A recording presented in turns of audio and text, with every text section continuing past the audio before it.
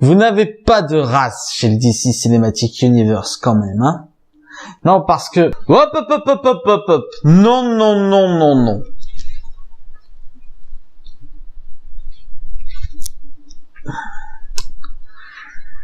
Vous voyez ça?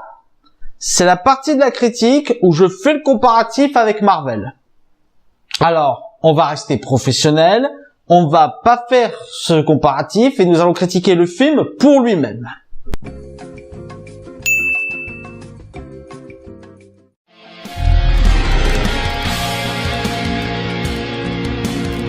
Justice League, film réalisé par Zack Snyder et scénarisé par Joss Whedon. Avec Ben Affleck, Gal Gadot, Henry Cavill et Jason Momoa. Depuis le sacrifice de Superman, Bruce Wayne reprend foi en l'humanité et décide de monter une équipe de super-héros pour défendre la Terre d'une invasion d'un antagoniste nommé Steppenwolf. Le voici donc. Le film Justice League.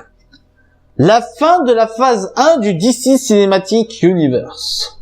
Le film sur lequel je comptais pour me faire fermer ma gueule au sujet de cet univers. Est-ce que c'est le cas? Non.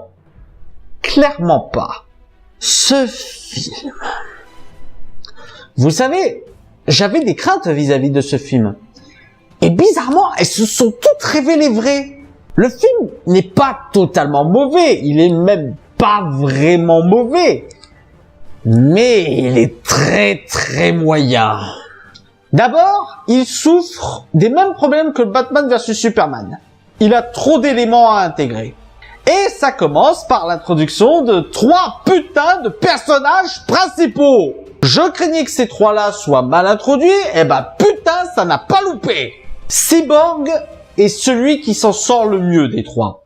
Son histoire est plutôt intéressante et sa quête est liée en fait à la quête du groupe. Le truc c'est que, à part son histoire d'origine, il a rien qui le caractérise. C'est un personnage qui est juste là, quoi. Flash, c'est le comic relief. C'est le mec qui est juste là pour dire une connerie à chaque fois qu'il ouvre sa bouche. Et on y reviendra sur l'humour dans ce film. À part ça, on tente de lui donner une bonne histoire, mais c'est fracassé par toutes les tentatives de blagues. Et le fait que Flash soit un trouillard dans ce film. Non, je plaisante même pas, non. Mais le pire, c'est Aquaman. Oh putain! Bonne chance James Wan, tu vas avoir du boulot. Il est vide, n'a aucune personnalité, ne sert quasiment à rien, n'a aucune alchimie avec les autres personnages, et même son origin story est bâclée. Pour ce qui est des autres personnages, ça passe. Mais ça, c'est grâce aux films précédents qui nous ont fait une origin story et donc qu'on connaissait déjà.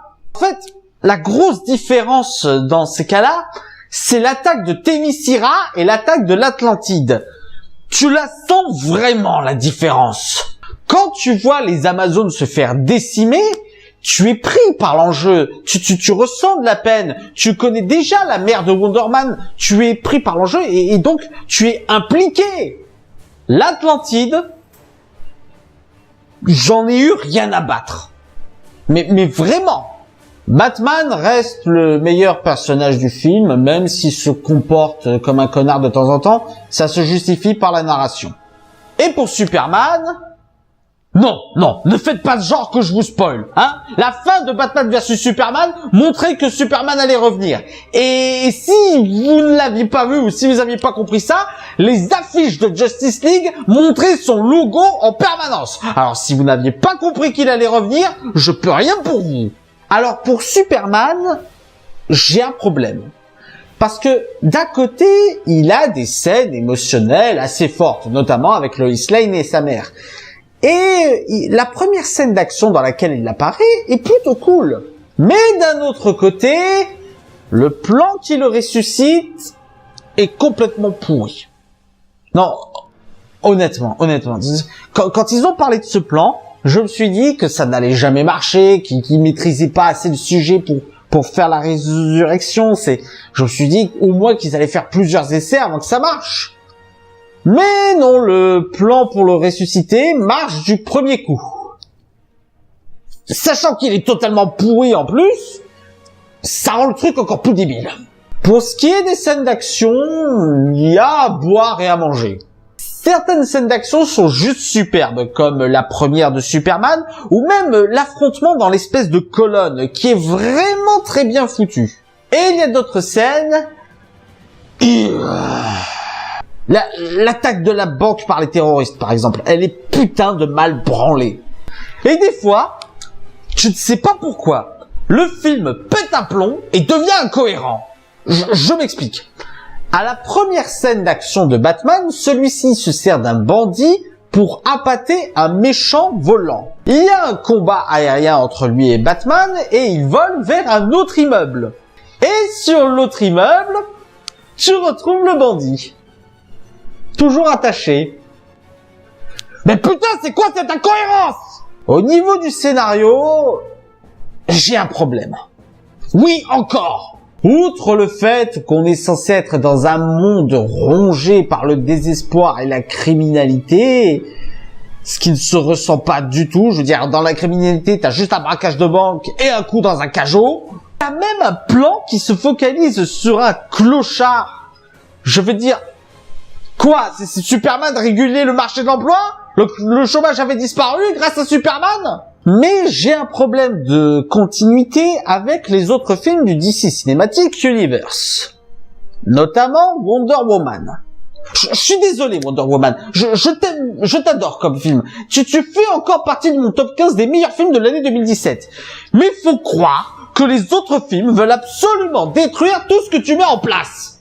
Parce que la quête principale du film, ce sont 3 boîtes qui nous sont introduites à la zob. Mais 2 d'entre elles créent une incohérence. L'une, parce qu'elle est sur l'île des Amazones, et qu'elle est tellement importante à leurs yeux qu'elle est dans une espèce de mausolée gardé par toute une escouade d'Amazones. Je rappelle que dans Wonder Woman, il y avait un endroit où étaient stockés les reliques et objets importants. On m'explique pourquoi il n'est pas présent dans Justice League ? Ou alors, pourquoi la boîte en question n'est pas présente dans le temple en question qu'on voyait dans Wonder Woman? Et pire encore, dans le film Justice League, on dit que l'autre boîte avait été trouvée par des Britanniques lors de la Première Guerre mondiale. Est-ce que je dois rappeler que Wonder Woman se passe pendant la Première Guerre mondiale et qu'à aucun moment cette putain de boîte n'est évoquée? Ça vous aurait fait gagner du temps et ça aurait permis de faire plus de développement sur ce qui méritait d'être développé dans Justice League, bon sang! À moins que... Oh putain, c'est vrai. Oh, j'avais oublié. Wonder Woman devait sortir après Justice League. Putain, DC et Warner, vous faites n'importe quoi! Dites ce que vous voulez sur Marvel, mais au moins vous devez reconnaître que pour Avengers, ils avaient déjà introduit Loki et ils avaient déjà suffisamment développé leurs personnages dans leur propre film pour qu'on soit direct dans le bain lors du film Avengers.